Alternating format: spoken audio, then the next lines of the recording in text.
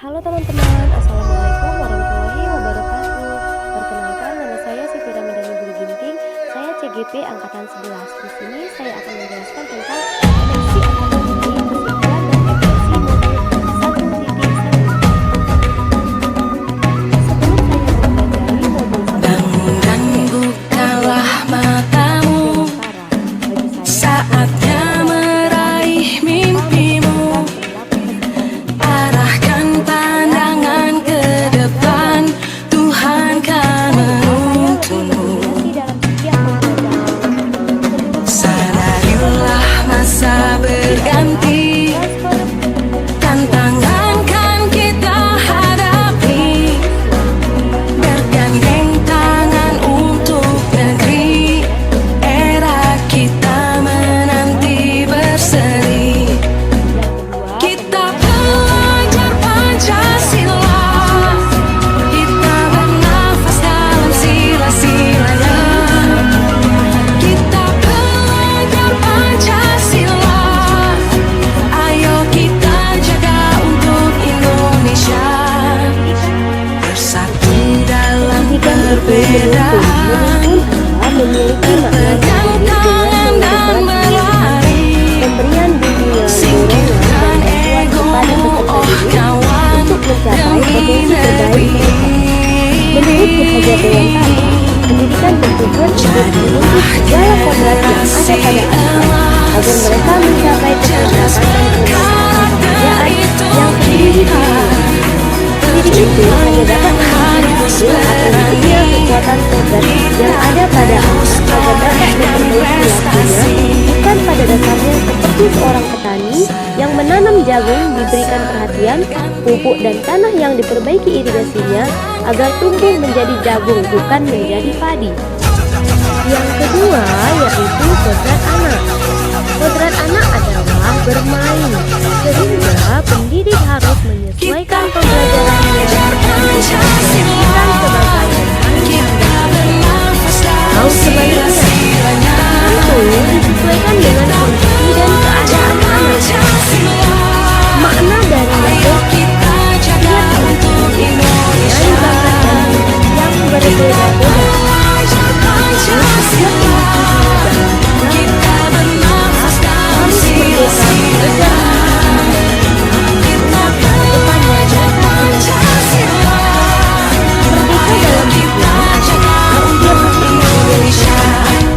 berbeda-beda. Untuk mewujudkannya, bukan tujuan dan kehendak orang lain.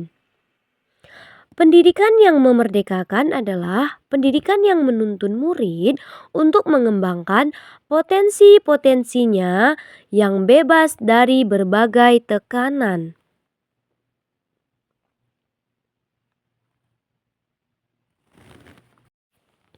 Yang ketiga yaitu pendidikan berpihak kepada anak. Maksudnya, seorang pendidik hendaknya mendidik dengan tulus ikhlas dan sepenuh hati tanpa mengharapkan imbalan. Sistem pendidikan yang berpihak pada anak ini menekankan pada minat, kebutuhan, dan kemampuan dengan melakukan pendekatan dengan didasari cinta kasih. Dalam pembelajaran menggunakan metode dan model yang menumbuhkan motivasi, minat, dan kemampuan anak untuk menemukan pemahamannya. Ki Hajar Dewantara menjelaskan pendidikan yang berhamba pada anak, yakni membebaskan anak dari segala ikatan dengan suci, mendekati anak bukan meminta sesuatu hak, melainkan berhamba pada sang anak. Yang keempat yaitu anak bukanlah tabula rasa. Anak bukan kertas kosong yang bisa digambar sesuai keinginan orang dewasa. Tapi seorang anak memiliki tulisan yang samar-samar dan tugas kita lah untuk menebalkan tulisan tersebut. Analogi petani. Peran pendidik diibaratkan sebagai seorang petani atau tukang kebun yang tugasnya adalah merawat sesuai kebutuhan dari tanaman-tanamannya agar tumbuh dan berbuah dengan baik. Tentu saja beda jenis tanaman, beda perilakunya. Artinya bahwa kita sebagai seorang pendidik harus bisa melayani segala bentuk kebutuhan murid. Metode belajar siswa yang berbeda-beda berorientasi pada anak. Kita harus bisa memberi kebebasan kepada anak untuk membangun ide, berpikir kreatif, mengembangkan bakat dan minat siswa. Minat siswa merdeka belajar. Namun kebebasan itu bukan berarti kebebasan mutlak.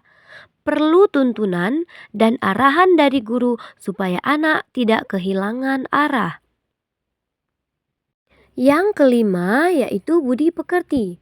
Ki Hajar Dewantara menjelaskan bahwa budi pekerti atau watak atau karakter merupakan perpaduan antara gerak pikiran, perasaan dan kehendak atau kemauan sehingga menimbulkan tenaga.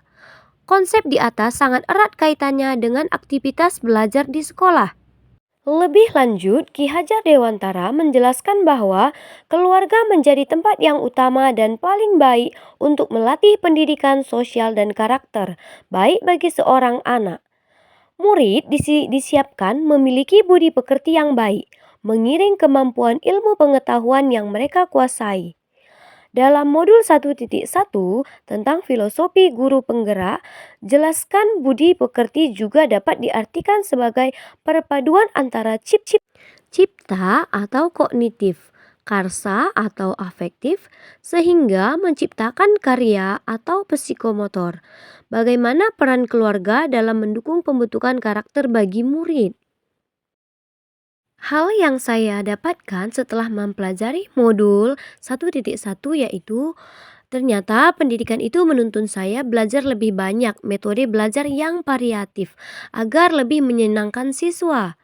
Kemudian budi pekerti yang berarti guru adalah contoh utama bagi peserta didik sehingga guru di sekolah haruslah menjadi teladan yang baik. Kemudian, saya lebih memperhatikan kodrat anak. Saya menambah pengetahuan tentang permainan, ice breaking sebelum belajar agar disenangi peserta didik. Nilai atau angka bukanlah contoh satu-satunya keberhasilan peserta didik di sekolah. Saya selalu belajar mengupgrade diri agar selalu belajar memahami siswa sebelum melakukan dan merancang rencana pembelajaran. Setelah saya mempelajari filosofi KHD, saya akan menerapkan beberapa rancangan pembelajaran di kelas yaitu action yang pertama, mengidentifikasi karakteristik siswa, latar belakang, kebiasaan, minat, bakat, serta melibatkan siswa dalam menentukan cara belajar yang menyenangkan. Action yang kedua, merancang pembelajaran yang menyenangkan dan berpusat pada siswa dan menjadikan bermain sebagai bagian dalam proses pembelajaran. Action yang ketiga, memberikan kebebasan bagi siswa dalam menyelesaikan tugas sesuai dengan bakat, minat, dan kreativitas mereka. Action selanjutnya yaitu saya akan lebih memperhatikan dan menghargai proses belajar siswa.